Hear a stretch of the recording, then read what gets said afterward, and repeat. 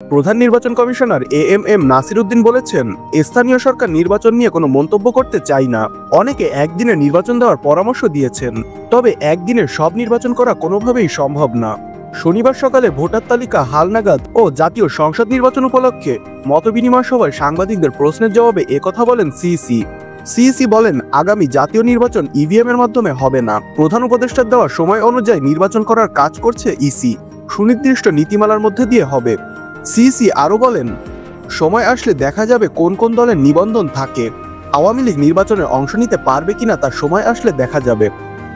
এবার নির্বাচনে প্রবাসীরা অংশ নিতে পারবেন, সেজন্য কাজ করছে ইসি।